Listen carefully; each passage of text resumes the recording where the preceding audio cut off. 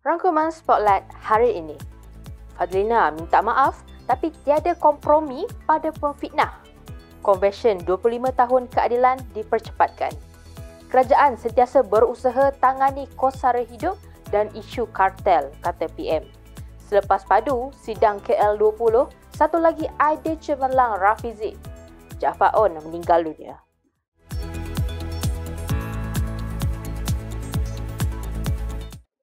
Salam Reformasi dan salam Malaysia Madani. Saya Fatin Amelina dalam Spotlight Keadilan.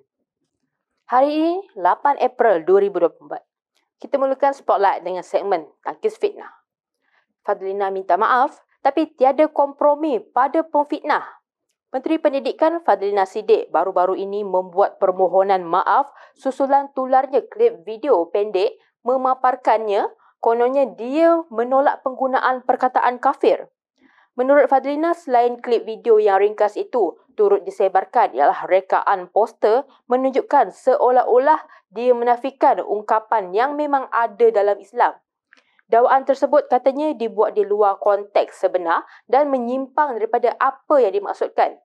Menurut Fadlina, pandangan yang diberikan itu dibuat dalam majlis tertutup ketika dia menyentuh kemelut penyebaran sentimen kebencian, sikap gulu iaitu melampau dan gejala takfiri dalam kalangan segelintir masyarakat.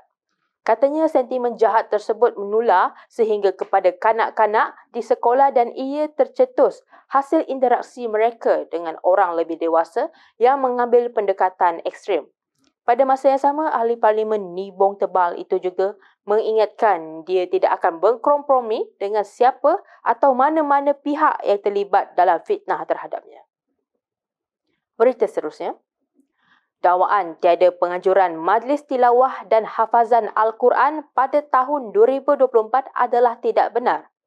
Baru-baru ini telah tular di laman Facebook yang mengatakan bahawa tiada penganjuran Majlis Tilawah dan Hafazan Al-Quran pada tahun 2024.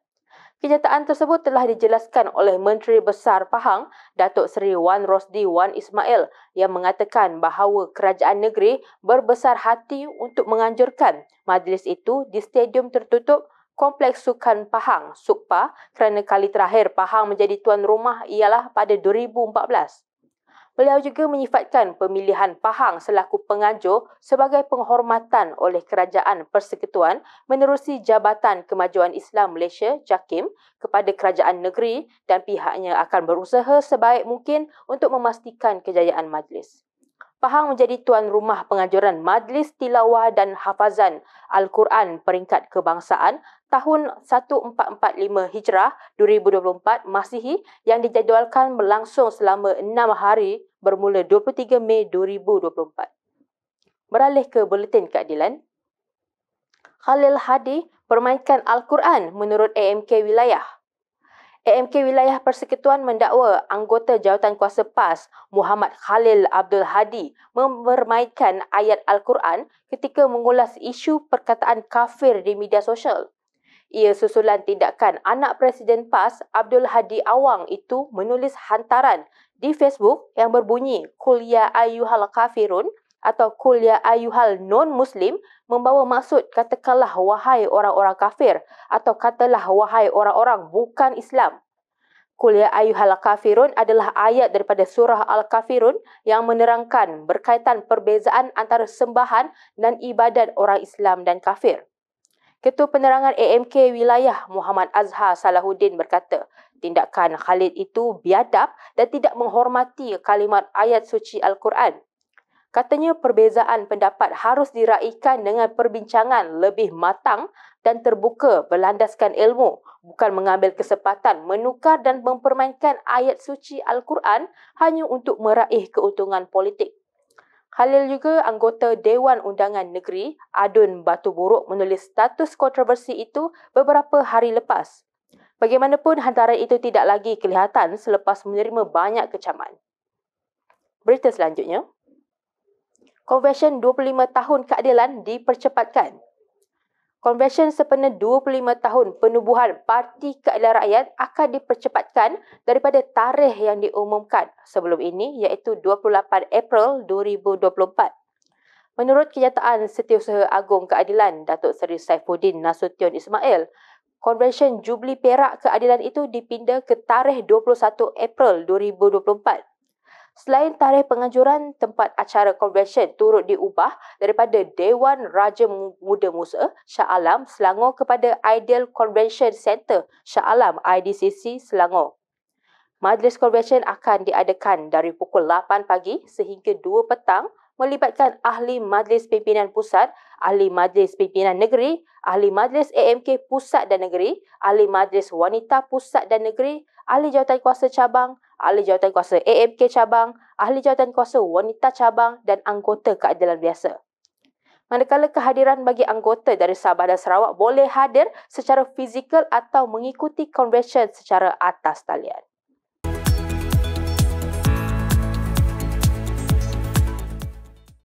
Kita ni nak tahu semua kenapa mana koin tu adalah pengeluaran khas daripada Pewter Royal Selangor, dan ini adalah satu yang mengingati masa ikonik buat gambar bila Datuk Seri Anwar Ibrahim, Perdana Menteri sekarang PMX, menyampaikan ucapan sebelum ditangkap di Masjid Negara 1998. Mailah kita beri sebanyak, ramai-ramai kita naikkan semangat perjuangan kita dan kita ingatkan satu peristiwa yang tak dapat kita lupa.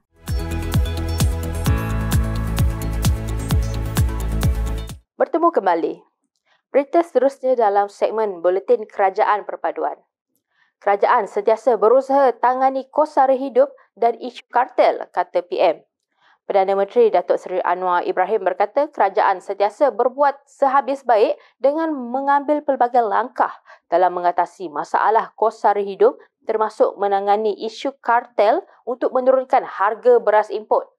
Justru beliau berkata pelaksanaan penyasaran subsidi dan perubahan sistem pencen tidak seharusnya dipertikaikan sebagaimana yang dilakukan sesetengah ahli parlimen dengan alasan ada juga ahli parlimen yang tergolong dalam kalangan B40.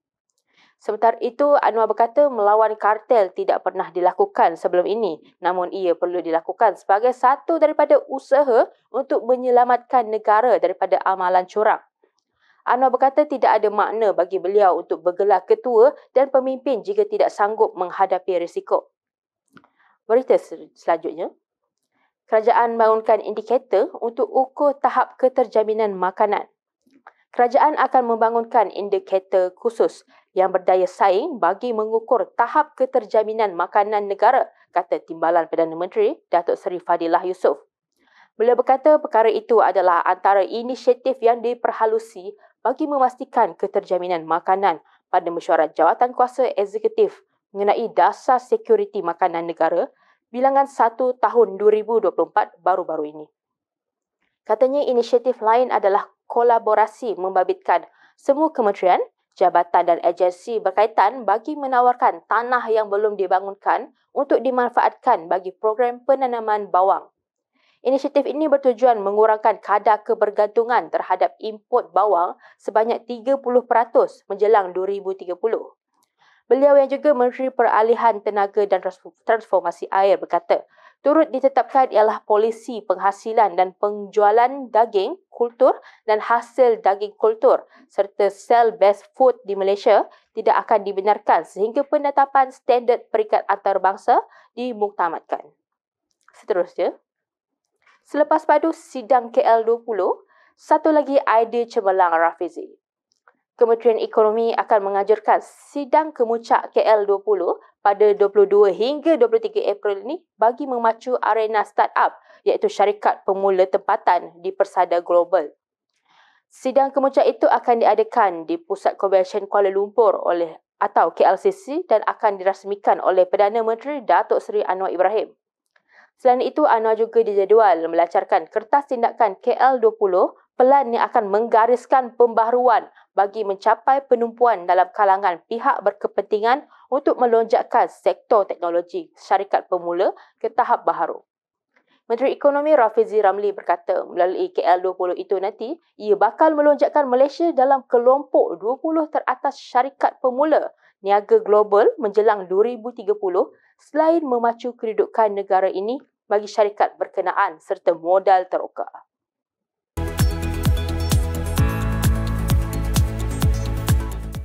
Keistimewaan gold dan pewter coin keluaran Royal Selangor ini, ia memaparkan detik bersejarah Datuk Seri Anwar Ibrahim di hadapan Masjid Negara ketika peristiwa reformasi tahun 1998. Gold dan pewter coin ini boleh ditempah secara pratempah untuk mendapatkannya, dan ia juga datang dalam edisi terhad untuk orang ramai. Jadi pastikan anda tidak terlepas daripada mendapat gold dan pewter coin Parti Keadilan Rakyat.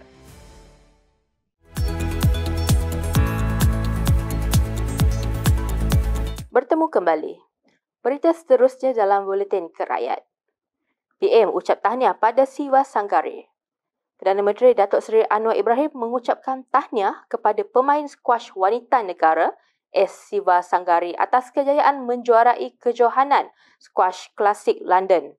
Anwar berkata beliau turut dimaklumkan bahawa Siva Sanggari menjadi pemain Malaysia pertama mara ke final kejohanan bertaraf emas dalam saingan jelajah dunia Persatuan Skuash Profesional PSA selepas kali terakhir dilakukan bekas ratu skuash negara Datuk Nicole and David pada 2015.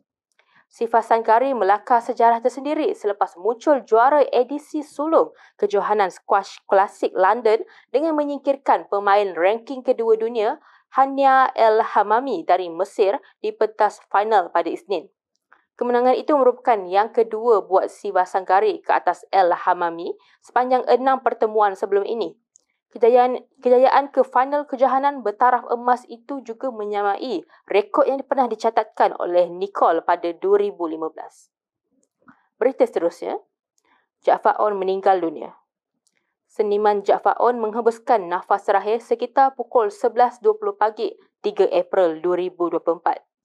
Allahyarham meninggal dunia pada usia 73 tahun di Hospital Sultan Idris Shah, Serdang. Menurut sahabat karibnya, penyanyi Haiza Hanafi, pemergian Allahyarham dimaklumkan oleh anak angkat Jaafar Hanif kepadanya. Kami di Studio Keadilan mengucapkan takziah kepada keluarga Allahyarham.